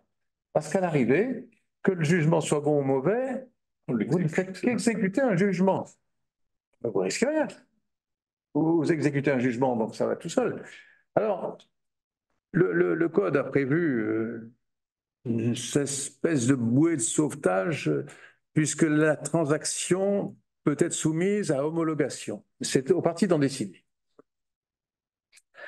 Alors, l'homologation, ça consiste à demander au tribunal administratif ce qu'il en pense. Alors, vous voyez, un procès sans défense, puisque les deux parties sont d'accord. Elles vont saisir le tribunal en disant on vous demande d'homologuer, mais vous savez, on est d'accord avec cet accord. Il n'y en a pas un qui dit il est mauvais, l'autre qui dit il est bon. On est d'accord. Mais monsieur le tribunal, dites-moi qu'il est bon. Alors, moi, je ne sais pas comment fait le tribunal pour instruire une affaire sans défendeur. Puisque il n'y a pas de litige, les deux parties sont d'accord. Et je ne sais pas faire, moi, en justice. Alors, ce qu'ont fait mes collègues du théâtre Bordeaux, quand une transaction leur a été soumise pour un pont à Bordeaux, ils ont fait comme s'il y avait eu un défendeur, un attaquant. Donc, l'attaquant, ça a été en réalité, je révèle pas de secret d'État, c'était le commissaire, le rapporteur public, qui a pris ce dossier en disant je vais regarder cette affaire comme si j'étais parti pour regarder, le tester dans tous les sens, ce rapport, cet accord. Alors, en refaisant tout, ils ont trouvé que cet accord ne pouvait pas être homologué parce qu'il cherchait des libéralités. La Cour administrative d'appel de Bordeaux, saisie de cette affaire, a dit le juge administratif ne peut exercer qu'un contrôle minimum quand il est amené à homologuer. Donc, elle a validé finalement cette transaction. C'est très bien, mais on n'est pas tellement plus avancé parce que à force d'écrire qu'il ne faut pas que le juge de l'homologation se transforme en juge de l'action, on risque de décrédibiliser l'homologation et on rouvre la porte donc à d'autres juridictions financières, pénales, administratives pour dire l'homologation, ça ne nous engage pas, c'est un procès sans contradictoire. Bon, ils ont jugé ça, mais on n'est pas lié par cette homologation. Parce que l'homologation, ce n'est pas une chose jugée. Enfin, si, c'est une chose jugée qu'on peut homologuer, mais c'est quand même fragilisé. Alors, on est dans un entre-deux pour l'instant, on ne sait pas trop où ça nous mène. Je dois dire que dans l'affaire sur laquelle j'ai échoué, l'autorité politique qui a dit finalement je ne signe pas, m'a bien dit qu'elle ne pouvait pas avoir de certitude quant à la sécurité juridique de la solution. Je lui ai dit, mais demandez l'homologation. Elle m'a rayonné, elle m'a dit, écoutez, si on prend la voie de la médiation pour éviter le contentieux, s'il faut faire du contentieux pour valider la médiation, on ne voit vraiment pas à quoi ça sert. Donc, et puis ils n'ont pas considéré que justement à cause de ce contrôle restreint sur le contenu de l'accord, ils ont craint que l'acte d'homologation, s'il devait intervenir, ne soit pas une garantie suffisante. Alors ça, c'est un problème qui est propre au secteur public. Je pense que dans le secteur privé, quand une entreprise est en bisbille avec son fournisseur, elles ont le droit toutes les deux, sous réserve des compétences internes des actionnaires, de signer quelque chose, enfin, pourvu qu'on ne fasse pas d'abus de biens sociaux. Et là, on est dans un domaine, dès que l'argent sort, on est dans un domaine. C'est pas une raison pour ne pas avancer, hein, mais c'est plus difficile. Alors, il y a une autre question spécifique aussi au droit administratif, c'est celle de la confidentialité, puisqu'il y a un participant qui demande comment conciliez-vous la nécessité de soumettre un projet d'accord à un conseil municipal ou métropolitain dont les séances sont publiques et le principe de confidentialité, puisque l'accord au départ était confidentiel et en le soumettant au conseil, il perd sa confidentialité. Alors, l'accord n'est pas confidentiel. Ce qui est confidentiel, c'est ce qui se dit dans le processus de médiation. Alors en privé, l'accord est aussi confidentiel. Ah oui, oui, mais bien sûr, entre, je ne sais pas, entre U et l'agriculteur à côté, on ne saura pas ce qui s'est ce qui passé. est signé sur le prix d'achat des œufs, ça les concerne que tous les deux. Donc, le principe de confidentialité en médiation administrative, c'est ce qui s'est passé pendant la médiation, c'est ça? C'est ce qui s'est dit. Si on veut que les parties puissent librement dire et faire des propositions, dans le fond, j'accepterais peut-être de réduire ma créance de temps si de votre côté vous faisiez ça. Bon, si on commence à dire ah ben je vais le rendre public, ça veut dire que vous avez accepté que vous pouviez réduire votre créance, c'est fichu. Hein. Donc ce que les parties disent et éventuellement ce que le médiateur leur répond, c'est couvert par la confidentialité. Ce qui ne l'est pas, c'est évidemment l'accord final puisqu'il est soumis à un débat public devant l'Assemblée délibérante où il n'y a pas de huis clos. Et récemment, le Conseil d'État, dans un avis, a eu l'occasion de préciser même ce qu'on pouvait faire des documents échangés pendant la médiation. C'est toujours mon dossier. On a fait une expertise, une très grosse expertise sur un très gros ouvrage public.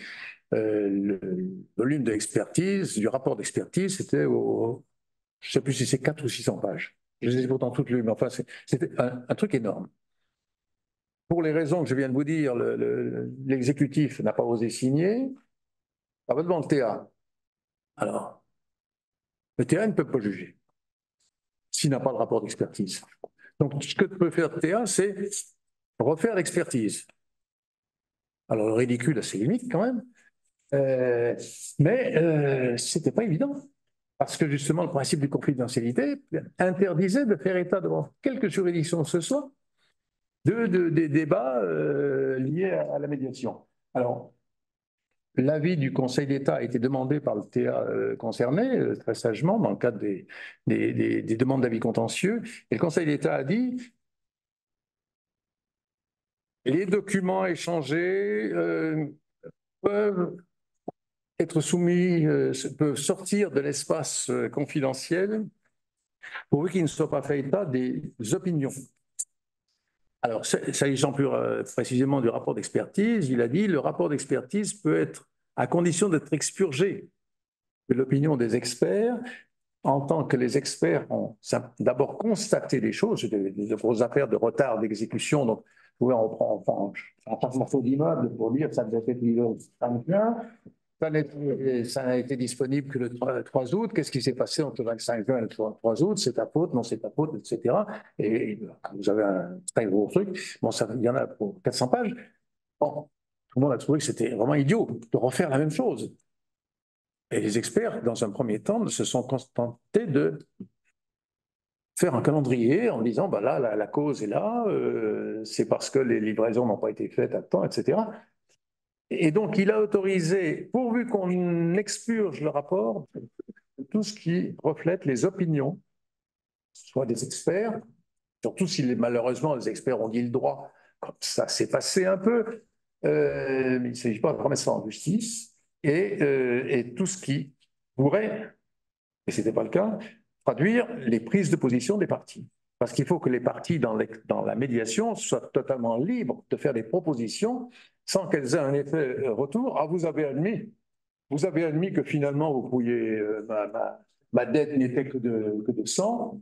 Donc, c'est que comme vous ne pouvez pas transiger, c'est qu'elle est que de 100. Et que vous racontez des bobards en disant que c'est 150 que vous me devez, que je vous dois. Donc, la confidentialité est absolue. Mais dans la limite donc de cet avis contentieux qui permet quand même de ne pas dupliquer les mesures d'instruction. Ce qui signifie aussi, le Conseil d'État n'a rien dit là-dessus, que le médiateur est en droit de faire une mesure d'instruction et d'expertise. Parce que si le Conseil d'État avait considéré que le médiateur avait outrepassé l'esprit du texte, il aurait commencé à dire, ce rapport d'expertise, il est organisé par quelqu'un qui n'a pas le pouvoir de l'organiser, donc on le met à la poubelle. Donc c'est pas ce qu'il a dit, j'en ai très, très content, ça veut dire qu'implicitement, il a validé la mesure d'instruction qu'on a faite dans le cadre de la médiation, mesure d'instruction qui a été faite, bien sûr, d'accord avec les parties. C'est pas... Oui, non? Oui, oui, vous pouvez poser une question. On va arriver à la fin des interventions. Voilà, donc, Il y avait pas mal de réactions des participants qui s'étonnaient, qui s'émeuvaient, parce qu'il y a beaucoup de participants qui sont plutôt des spécialistes de la médiation conventionnelle et judiciaire, j'allais dire privée, et qui s'émeuvaient de ce qu'il fallait avoir une grande expertise pour pouvoir faire de la médiation administrative. Donc, il y avait pas mal de questions sur cette thématique. Je vais vous donner la parole après. Pour finir sur cette question de spécialiste généraliste, certains disaient, est-ce qu'on ne peut pas faire de la comédiation avec un médiateur spécialisé, j'allais dire, sur la relation, sur les techniques de médiation, et un expert, un médiateur plus sur le côté technique administratif. Ce qui me vient à une question que je voulais vous poser. Pour vous, est-ce que vous parliez de vos collègues qui, à la retraite, faisaient de la médiation, est-ce qu'ils avaient tous suivi une formation à la médiation, ou est-ce que le simple fait d'avoir été ancien juge suffisait à ce qu'ils soient médiateurs? Je n'ai eu aucune formation. D'accord, voilà. Non. Je voulais retrouver le texte. Le texte ne parle jamais des médiateurs ou d'un collège de médiation. Il parle du médiateur. Donc, le singulier du texte, pour autant que je m'en souvienne, signifie qu'il ne peut pas y avoir un coadjuteur. Parce qu'on pourrait envisager, effectivement, comme on le fait parfois en matière d'expertise, d'avoir, disons, le grand médiateur qui va s'occuper du droit, et puis les médiateurs plus spécialisés qui vont essayer de mettre les parties d'accord. À ma connaissance, c'est pas... La comédiation n'est pas prévue? Elle est possible. Si c'est pas interdit, c'est possible. Oui. Bon, la médiation peut être confiée à une personne physique ou à une personne morale. Oui, mais est-ce Et que c'est c'est pas indiqué que... C'est au singulier. Hein, oui, si c'est pas interdit, c'est autorisé. Est-ce qu'on peut partir de ce point de vue? Qu'est-ce que nous dit Hélène? Moi, j'aurais tendance à dire que comme tout le texte parle du médiateur, et excusez-moi, il aurait dû parler aussi de la médiatrice, mais enfin, le texte parle du médiateur, et puisqu'on dit simplement que la médiation peut être confiée à une personne physique ou à une personne morale. Alors, il y a un texte, L213-5, L213-5 du Code de justice administrative qui parle au pluriel, les personnes qui en sont chargées. Je précise que j'ai écrit un bouquin sur la comédiation. Voilà. Hélène est juge, a été juge au tribunal, a été juge. J'ai pas entendu le numéro de l'article. Alors, L213-5. Tiré combien? Il ne faut pas lui couper la parole. 5. Voilà. L213-5. Oui, vous avez raison. Les parties peuvent désigner là où les personnes qui sont chargées de la médiation. Donc, cette possibilité, voilà, de mettre un spécialiste du droit administratif, merci Hélène, Voilà, et un spécialiste de la relation, de la médiation, permettrait peut-être de développer davantage la médiation, ou en tout cas de permettre à plusieurs médiateurs de participer. Il y a eu une question aussi sur la différence entre la médiation et la conciliation. Est-ce que... Ah non, justement, il n'y en a plus maintenant. Il n'y en a plus. Il n'y en a plus puisque la médiation est présentée comme tout processus structuré, quelle qu'en soit la dénomination, par lequel deux ou plusieurs parties tentent de parvenir à un accord. D'accord. Donc, il n'y a plus à s'occuper de la différence éventuelle entre la conciliation ou la médiation. Simplement, je crois que ça veut dire que dans les premières analyses, certains ont dit, c'est le cas de certains membres du Conseil d'État, dans la conciliation, le conciliateur est actif, dans la médiation, il est passif. Et aujourd'hui, il n'y a plus de différence. Mais aujourd'hui, le texte ne permet pas de dire c'est pas la même chose, c'est tout fusionné.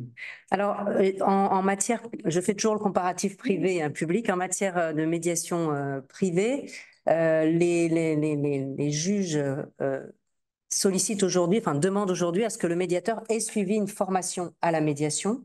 Qu'en est-il devant les juridictions administratives? Est-ce qu'il y a une demande, une exigence de formation à la médiation? Indépendamment de la qualité, j'ai entendu... Il n'y a aucune exigence. Je veux dire qu'on n'a pas créé d'agrément, on n'a pas créé de diplôme, on n'a pas créé de certificat.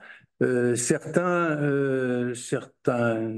avocats, notamment il y en a à Lyon, qui a essayé de créer, un peu comme ce que vous faites pour CEMAP, qui a créé une association, organe de formation, et qui donc délivre quelque chose, mais ce quelque chose, il n'a pas sa place dans le code de justice administrative. Et moi, je ne suis jamais allé à son école, et j'ai été désigné, et personne n'a dit, il a été désigné à tort parce qu'il n'est pas agréé. Et à ma connaissance, les juges administratifs ne sont pas à la recherche d'un processus d'agrément qui rajouterait encore la lourdeur à quelque chose qui est quand même pas très simple. En médiation privée, ce n'est pas une obligation non plus, hein. La loi ne le prévoit pas. Ça a été une exigence qui a été formulée par les cours d'appel, mais ce n'est pas prévu. C'est pas prévu par la loi. La formation n'est pas obligatoire. Ne le réclame pas. OK. Mais écoutez, merci beaucoup parce qu'on arrive au terme de nos échanges. Est-ce qu'il y a encore de nombreux sujets, j'imagine, qu'on pourrait aborder? Ce que j'ai compris, c'est que la médiation était possible en matière administrative, sauf sur les questions de légalité, que le médiateur devait davantage être un spécialiste qu'en médiation privée au regard de la technicité et de la complexité des dossiers, que la comédiation était possible, merci Hélène, Oui. Et qu'il n'y avait pas d'exigence de formation à la médiation, comme ce n'est pas non plus prévu dans la loi en matière privée, mais que ce n'était pas, j'allais dire, ce n'était pas une préoccupation des juges administratifs aujourd'hui de s'assurer que le médiateur a été formé aux techniques de la médiation. Leur principal souci, Voilà. c'est la technicité. C'est ça. C'est bien ça.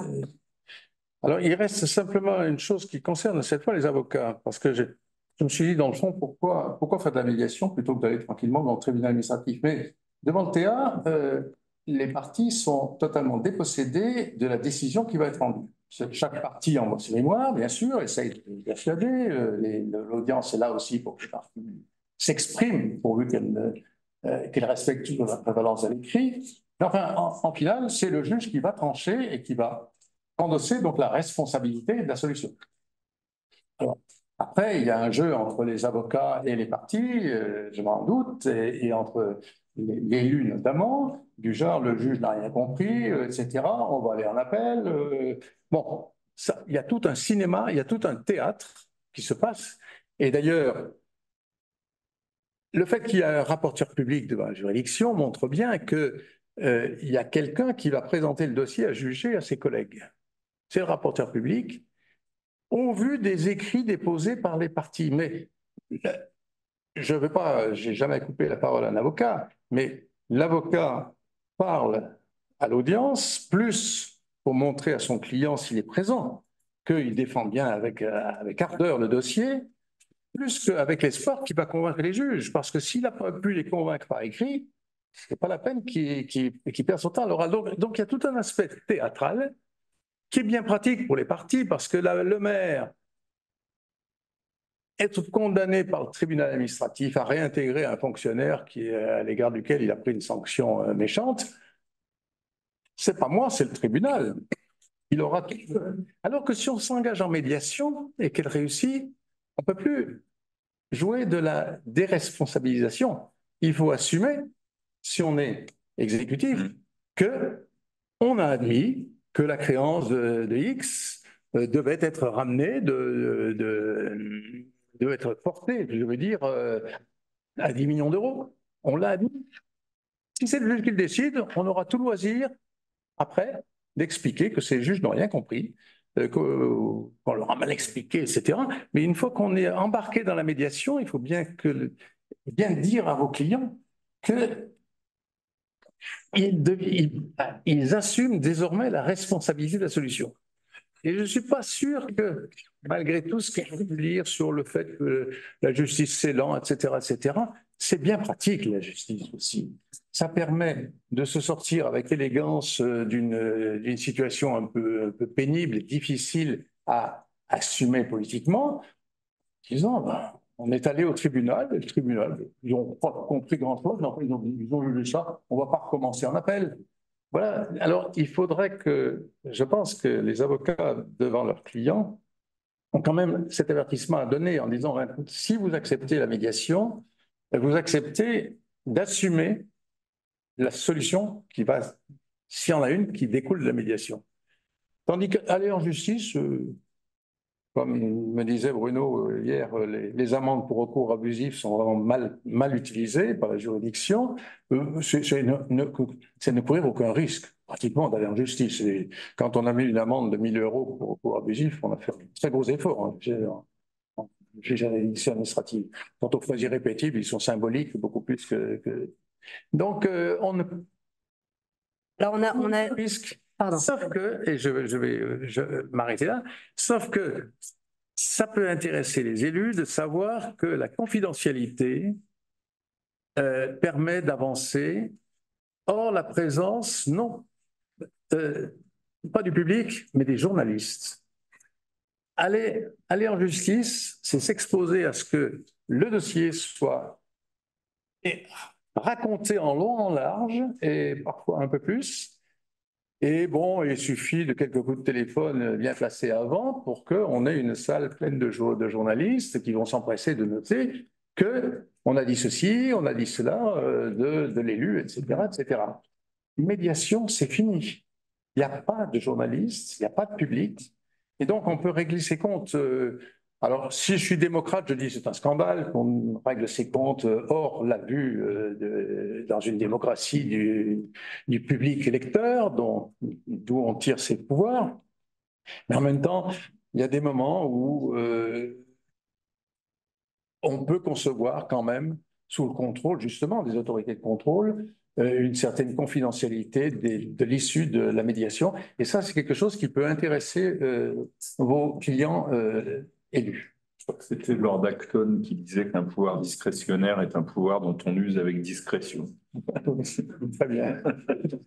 Merci beaucoup, messieurs. Une dernière question, mais en 3 mots. Il y a eu une question sur les honoraires des médiateurs. Comment sont-ils fixés par le tribunal? D'abord, ils ne sont pas fixés. Parce qu'il y a 2 types de médiation. Il y a la médiation dans laquelle les parties se sont mises d'accord sur un médiateur. Elles ont simplement demandé au président de désigner le médiateur et de fixer le délai dans lequel la médiation doit prendre place. On n'en demande pas plus. Sinon, on peut demander au président, c'est une variante du code, non seulement de désigner le médiateur, mais d'organiser la médiation. Alors, en galopant d'un article à l'autre, on sait que la rémunération n'est contrôlée, donc fixée par le président, parce qu'il a été chargé d'organiser la médiation, mais qu'il ne s'occupe pas de la rémunération dans les hypothèses dans lesquelles il s'est borné à désigner le médiateur et à fixer en même temps le délai dans lequel la médiation doit prendre fin. Je peux vous dire que jamais un président ne m'a fixé mes honoraires, parce que jamais un président n'a organisé la médiation. J'ai toujours les parties. Dans la réalité, les parties commencent par téléphoner au médiateur pressenti pour dire est-ce que ça vous intéresserait, ce dossier, etc., etc. Et c'est une fois qu'elles ont l'identité et l'accord de ce futur médiateur qu'elles écrivent au président en disant on a contacté M. X, et ça nous intéresserait que vous le désigniez. Mais si c'est le président qui désigne le médiateur, ça arrive aussi que les parties n'aient pas d'idée sur le nom du médiateur, que le président désigne. Mais ça ne fait rien. Les parties. Les renvoient vers les. Les parties peuvent dire aux parties, dire au président on est d'accord pour une médiation. On n'a pas trouvé de médiateur, mais on compte sur vous. Mais on n'a pas besoin de lui demander d'organiser la médiation. D'accord. Okay. On voit qu'il y a quand même beaucoup de différences avec la médiation judiciaire. Merci beaucoup, messieurs. On va laisser une dernière question à la salle et après, on va clôturer les débats parce que nous sommes à 14h15 et on avait dit qu'on arrêtait à 14h10. À 14h, pardon. Mais on peut continuer après, mais je ne voudrais pas bloquer participation. C'est en médiation privée, les parties sont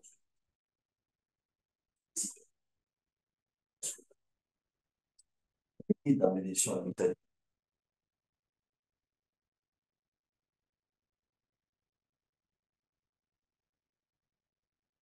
La médiation. Bon, la bonne médiation se traduit forcément par une transaction, dont le régime admis depuis. Alors, pardon, mais est-ce que vous pouvez en synthèse répéter la question de monsieur parce que les participants n'ont pas entendu, ils n'avaient pas le micro. Mais est-ce que vous reformuliez sa question parce que. Alors, la question portait sur la motivation non pas de la transaction, mais du recours à la médiation. La bonne marche. Le participant public en quelque sorte, mais je pense que la réponse, Reformuler la question d'abord. comment est-ce qu'on gère la situation où le participant public à la médiation irait un peu à contre-cœur ou avec des pieds de plomb? En général, je dirais que la réponse est dans la question. Si vous allez à la médiation, c'est pas pour y aller à reculons, vous n'y allez pas n'importe comment et vous n'avez pas d'objectif, mais vous y allez forcément pour essayer de trouver un accord dans les meilleures conditions pour vous. Donc la personne, le participant public, va faire le nécessaire pour que ça avance. Je parle du représentant, que la personne, elle-même, que la collectivité peut ne pas être tellement motivée ou différente. C'est ça. C'est quand même un acte qui n'est pas un acte usuel d'une collectivité locale ou d'une personne publique. Les statistiques de tout à l'heure parlaient d'elles-mêmes. Quand vous allez à la médiation, c'est quelque chose qui est... moi, je me souviens d'une médiation avec une des très grosses collectivités, une des très grosses métropoles françaises, et où on s'est inscrit dans un planning, et où le planning a été strictement respecté, même s'il arrivait que les services aient des avis un petit peu divergents sur la façon d'y aller. C'est une fois que la décision a été prise d'y aller, moi, je ne connais pas d'exemple où les gens y sont allés à reculons. C'est la grosse différence avec la conciliation open bar du Code des marchés publics avec les comités de règlement amiable. L'entrepreneur peut saisir librement le comité, mais dès qu'il l'a saisi, la collectivité est tenue de venir. Vous imaginez dans quel état d'esprit elle vient, avec l'esprit de coopération qu'on devine. Merci beaucoup, messieurs. Merci à tout le monde. On voit qu'il y a encore beaucoup à faire en médiation administrative, mais que les opportunités restent possibles malgré la technicité du sujet. Merci. Merci, au revoir. Écoute. Au revoir à tous les participants, très attentifs et très actifs. Merci.